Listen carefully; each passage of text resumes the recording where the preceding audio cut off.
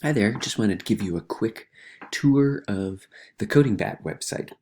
Um, this is a really fun place to play around with coding problems. And if you go to codingbat.com, you'll see a page that looks like this. And the first thing to note is there are two programming languages that CodingBat problems are offered in, Java and Python, and it defaults to the Java page. So if you want to work on Python, you need to click the Python tab. And you'll see that the problems are arranged in these groups according to type and difficulty. And I'll start by just showing you what you see inside the warm-up tab. So simple warm-up problems to get started with no loops and solutions are available. That's handy. And so you'll see a list of problems here. H next to them means that there's a hint or a solution available for it in the CodingBat website. Of course, there's solutions all over the internet on these things as well, but we'll talk another time about how to use or not use those solutions that you find elsewhere. These little checkboxes next to each problem will turn green as you solve problems. Okay, so let's take a look at the sleep in problem. You'll notice that there's a few main parts of the page here that are common, shared in all of the CodingBat pages. One is there's a description of the problem at the top, and then you have test cases related to the problem, shows expected behavior for particular sets of inputs to your function, and then there's a place where you write your code down here. Now, will you pause the video for a second just to read this problem description?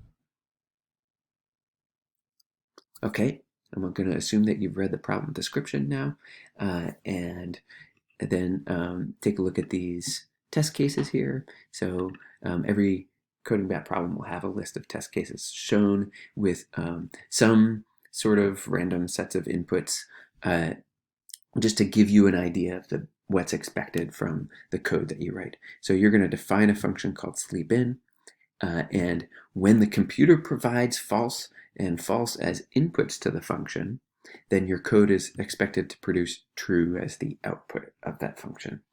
If the computer provides true and false as inputs, your code is expected to produce false as the output.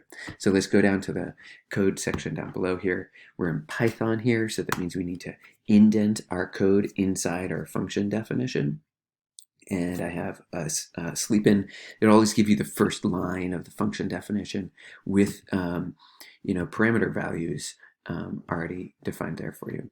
So I'm going to write the simplest function definition that I have here, which is just return false. So that means return is how we specify the output of the function, right? So every time this function runs, I'm not even going to look at what the inputs are. My code doesn't use weekday or vacation. I'm just going to send false as the output just to show you what's going on here. So after you write some code, click the Go button, and you'll notice on the right hand, wow, hi dog. You'll notice on the right hand side over here, the results of test cases. So it'll show you the results of, often the results of the test cases that are typed on the left hand side, but also some additional ones. And so this expected column shows you what your code is expected to produce in these given scenarios, and then the run column shows what your code actually produced. And so notice, since I said return false, I'm always going to return false. My run column shows false for all of these. And then there's green or red depending on whether your actual output aligns with the expected output of the function. So your goal now is to go back to your code and edit your code in such a way to produce all green test cases over here on the right hand side. So let's just try making one change. We'll make it always produce true. Hey, I have more green. Kind of a false sense of security on that one because I didn't actually add any logic. Your job will be to add some logic over there to make this work.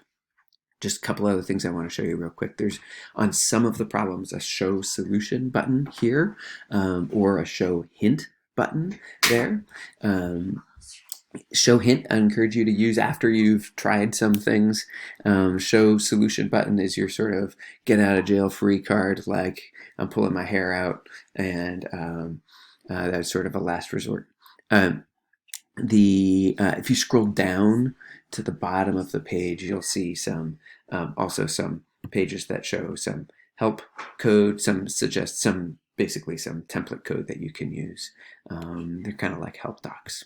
Okay, so I hope you enjoy. There's no save button on this, by the way. Every time you hit the go button, it'll save your work. And if your code produces errors, by the way, they'll show you compile errors over here on the right hand side. Those are fun to work through too. Okay, enjoy.